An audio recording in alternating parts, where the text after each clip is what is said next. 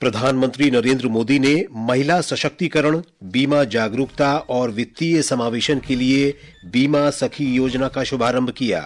कहा, सशक्त महिलाएं देश के विकास के द्वार खोलती हैं। विदेश सचिव विक्रम मिस्री ने ढाका में बांग्लादेश के विदेश सचिव के साथ वार्ता की। कहा, भारत पड़ोसी देश के साथ सकारात्मक और आपसी लाभदायक संबंध चाहता है। रक्षा मंत्री राजनाथ सिंह की मौजूदगी में आज रूस में नवीनतम multi role stealth guided missile frigate INS Tushil को भारतीय नौसेना में शामिल किया गया। संजय मल्होत्रा भारतीय रिजर्व बैंक के अगले गवर्नर होंगे।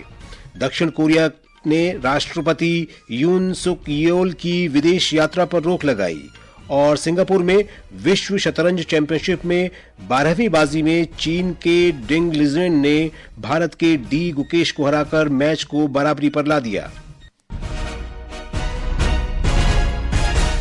समाचार संध्या के साथ मैं विशाल शर्मा।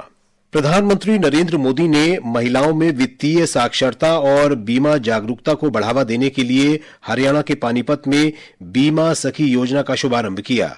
भारतीय जीवन बीमा निगम की इस पहल से 18 से 70 वर्ष तक आयु की महिलाओं का सशक्तिकरण होगा। प्रधानमंत्री ने भावी बीमा सखियों को नियुक्ति प्रमाण पत्र वितरित किए। श्री मोदी ने करनाल में महाराणा प्रताप बागवानी विश्वविद्यालय के मुख्य परिसर की आधारशिला भी रखी। प्रधानमंत्री ने कहा कि उनकी सरकार ने पिछले 10 वर्षों में महिला सशक्तिकरण के लिए अभूतपूर्व कदम उठाए हैं। उन्होंने कहा कि देश ने बीमा सखी योजना के शुभारंभ के साथ महिला सशक्तिकरण की दिशा में एक और कदम बढ़ा लिया है। कुछ साल पहले मुझे यहाँ पानीपत से बेटी बचाओ बेटी पढ़ाओ अभियान शुरू करने का सौभाग्य मिला था। इसका सकारात्मक प्रभाव हरियाणा के साथ साथ पूरे देश में हुआ। अब 10 साल बाद इसी पानीपत की धरती से बहनों बेटियों के लिए बीमा सखी योजना का शुभारंभ हुआ है। यानी हमारा पानीपत एक प्रकार से नारी शक्ति की प्रतीक भूमि बन गया है। श्री मोदी ने महिलाओं को सशक्त बनाने के लिए और अवसर प्रदान करने पर जोर दिया। 2047 के विकसित भारत के संकल्प की सिद्धि के लिए हमें ऊर्जा के ढेर सारे नए स्रोतों की जरूरत है। ऊर्जा का ऐसा ही महत्वपूर्ण स्रोत है भारत की नारी शक्ति। भारत को विकसित बनाने के लिए हमें अतिरिक्त ऊर्जा, ये कोटि कोटि हमारी माताएं बहनें हैं, वही हमारी प्रेरणा की स्रोत रहने वाली है। आज जो ये महिला सेल्फ हेल्प ग्रुप है, बीमा सखी है, बैंक सखी है, कृषि सखी है, ये विकसित भारत का बहुत बड़ा आधार स्तंभ बनेगी। इस अवसर पर वित्त मंत्री निर्मला सीतारामन ने कहा कि सरकार ने बीमा सखी योजना के अंतर्गत 3 वर्षों में 2 लाख से अधिक महिलाओं की भर्ती का लक्ष्य रखा है। उन्होंने बताया कि योजना के अंतर्गत 10वीं पास महिलाओं को प्रशिक्षण दिया जाएगा। इस दौरान पहले 3 वर्ष मासिक भत्ता भी दिया जाएगा। 10वीं पास किए हुए महिलाओं को LIC रिक्रूटमेंट के द्वारा एजेंट के नाम में महिला बीमा सखी के नाम में उनको रिक्रूट करते हुए उनको एक स्टाइफंड भी देंगे। पहले साल हर महीना 7,000 रुपया, फिर अगले साल हर महीना 6,000 रुपया होते हुए तीसरी साल हर महीने 5,000 रुपया हर महीना हर महिला को मिलेगा। प्रधानमंत्री नरेंद्र मोदी ने कहा है कि देश आत्मनिर्भर बनने की राह पर आगे बढ़ रहा है। आत्मनिर्भर भारत अभियान वैश्विक है और इसका असर भी वैश्विक है। इसके लिए सरकार एक समग्र दृष्टिकोण के साथ आगे बढ़ रही है। श्री मोदी ने आज राजस्थान के जयपुर में इमर्जिंग राजस्थान वैश्विक निवेश शिखर सम्मेलन में कहा कि रिफॉर्म, परफॉर्म और ट्रांसफॉर्म के मंत्र का पालन करके देश के हर क्षेत्र में विकास हो रहा है। एक रिपोर्ट। सम्मेलन में पहले दिन संबंधित देशों के प्रतिनिधियों, विशेषज्ञों और अधिकारियों ने भाग लिया। जापान पर केंद्रित सत्र इसलिए खास रहा क्योंकि राज्य में जापानी कंपनियों का निवेश लगातार बढ़ रहा है। निकट भविष्य में कई जापानी कंपनियां अक्षय ऊर्जा और रोबोटिक्स में निवेश करेंगी। इसके अलावा क्षेत्रीय जल सुरक्षा, समावेशी पर्यटन, सतत ऊर्जा अर्थव्यवस्था, सतत खनन, उद्योगों में महिलाओं की भागीदारी जैसे क्षेत्र आधारित सत्र भी आयोजित किए गए। इन सत्रों में केंद्र और राज्य सरकार के मंत्रियों, विषय विशेषज्ञों और इंडस्ट्री के प्रतिनिधियों ने अपने विचार रखे। जितेंद्र द्विवेदी, आकाशवाणी समाचार, Jaipur.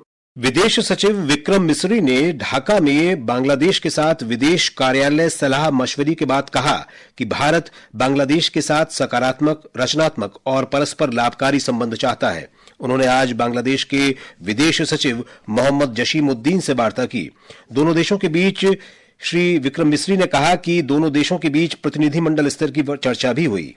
I emphasized that India desires a positive, constructive and mutually beneficial relationship with Bangladesh. We continue to see in the future this relationship as a people-centric and people-oriented relationship, one that has the benefit of all the people as its central motivational force. This is reflected on a daily basis in the development projects that have been executed on the ground in Bangladesh and that continue to be developed. Bharat ने बांग्लादेश में अल्पसंख्यकों की सुरक्षा और कल्याण से संबंधित चिंताओं को उठाया। दोनों विदेश सचिवों ने सांस्कृतिक, धार्मिक और राजनयिक संपत्तियों पर हमलों की कुछ खेदजनक घटनाओं पर भी चर्चा की। विदेश मंत्री सुब्रमण्यम जयशंकर ने आज मनामा में भारत बहरीन उच्च संयुक्त आयोग की चौथी बैठक की सह अध्यक्षता की। अपने उद्घाटन भाषण के दौरान उन्होंने भारत बहरीन सहयोग के बढ़ते दायरे पर प्रकाश डाला, जिसमें व्यापार, निवेश, रक्षा और समुद्री सुरक्षा शामिल है। डॉक्टर जयशंकर ने बहरीन के साथ सहयोग बढ़ाने में भारत की प्राथमिकता की पुष्टि करते हुए कहा कि भारत अंतरिक्ष, शिक्षा, विज्ञान और प्रौद्योगिकी जैसे क्षेत्रों में बड़ी संभावनाएं देखता है। The high-level interactions that have taken place between our two countries, they testify to the strong bonds of friendship between us. The task for us is today to build on those, driven by a common commitment to peace, to security, to the pursuit of development and prosperity of our peoples and of the region. We see great potential in many new areas like space, education, fintech, science and technology. And I would like to take the opportunity to publicly affirm the priority that we attach to developing our cooperation with Bahrain. ये समाचार हमारी website www.newsonair.gov.in और हमारे news on AIR app पर भी उपलब्ध हैं। समाचार संध्या में आपका फिर स्वागत है। रक्षा मंत्री राजनाथ सिंह की मौजूदगी में आज रूस में नवीनतम multi role stealth guided missile frigate INS Tushil को भारतीय नौसेना में शामिल किया गया। श्री सिंह ने जहाज के शामिल होने को देश की बढ़ती समुद्री ताकत का गौरवपूर्ण प्रमाण और भारत तथा रूस के बीच लंबे समय से चली आ रही मैत्री में एक महत्वपूर्ण मील का पत्थर बताया। एक रिपोर्ट। आईएनएस तुशील को नौसेना युद्ध के सभी 4 आयामों हवा, सतह, पानी के नीचे और विद्युत चुंबकीय में संचालन के लिए तैयार किया गया है। यह विभिन्न उन्नत हथियारों से लैस है, जिसमें संयुक्त रूप से विकसित ब्रह्मोस सुपरसोनिक क्रूज मिसाइल और उन्नत रेंज वाली सतह से हवा में मार करने वाली मिसाइलें शामिल हैं। भारत और रूस की नौसेनाओं के बीच गहरे संबंधों पर प्रकाश डालते हुए श्री सिंह ने कहा कि भारत अपने मित्र देशों के साथ यह सुनिश्चित करने में विश्वास करता है कि क्षेत्र में समुद्री व्यापार सुरक्षित और संरक्षित रहे, जिससे निर्बाध व्यापार को बढ़ावा मिले। इस अवसर पर नौसेना स्टाफ प्रमुख एडमिरल दिनेश के त्रिपाठी ने परियोजना में शामिल सभी लोगों को बधाई दी। पल्लवी परमार की रिपोर्ट के साथ समाचार कक्ष से अभिषेक कपिल।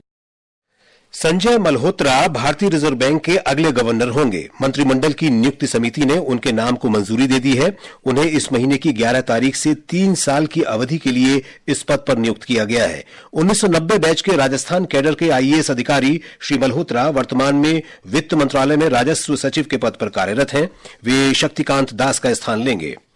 संसद के दोनों सदनों की कार्यवाही आज विभिन्न मुद्दों पर कई बार स्थगन के बाद दिन भर के लिए स्थगित कर दी गई। सदन में एक व्यापारिक समूह के खिलाफ कथित रिश्वतखोरी के आरोपों और कांग्रेस नेताओं के एक प्रमुख अमेरिकी संस्था के साथ कथित संबंधों को लेकर सत्ता पक्ष और विपक्ष के बीच हंगामा हुआ।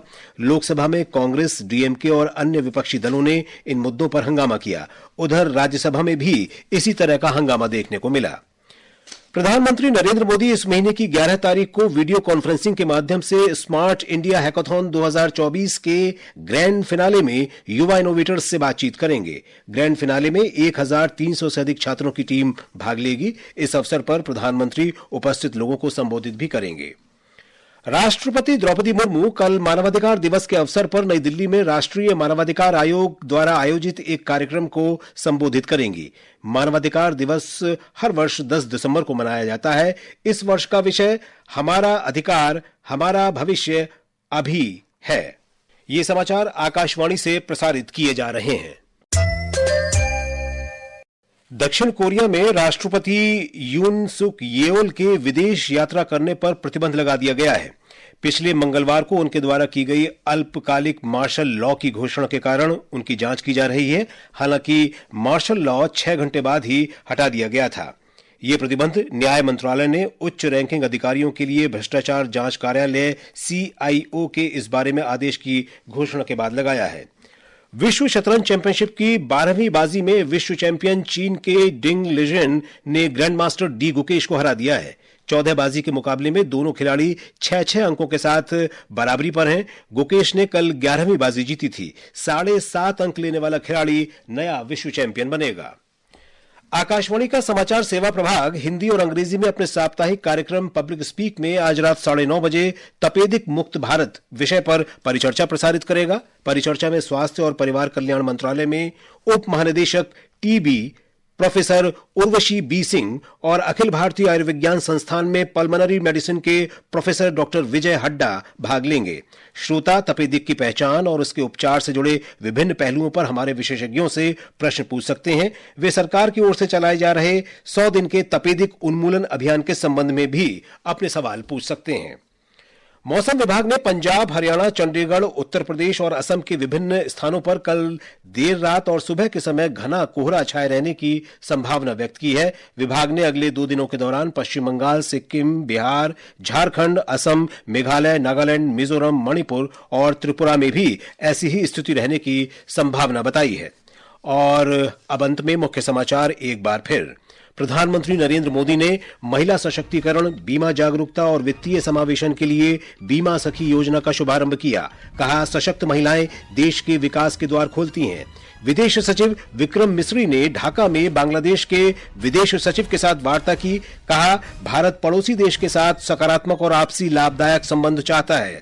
रक्षा मंत्री राजनाथ सिंह की मौजूदगी में आज रूस में नवीनतम multi role stealth guided missile frigate INS Tushil को भारतीय नौसेना में शामिल किया गया। संजय मल्होत्रा भारतीय रिजर्व बैंक के अगले गवर्नर होंगे। दक्षिण कोरिया ने राष्ट्रपति यून सुक येओल की विदेश यात्रा पर रोक लगाई। इसके साथ ही समाचार संध्या का ये अंक समाप्त हुआ। नमस्कार।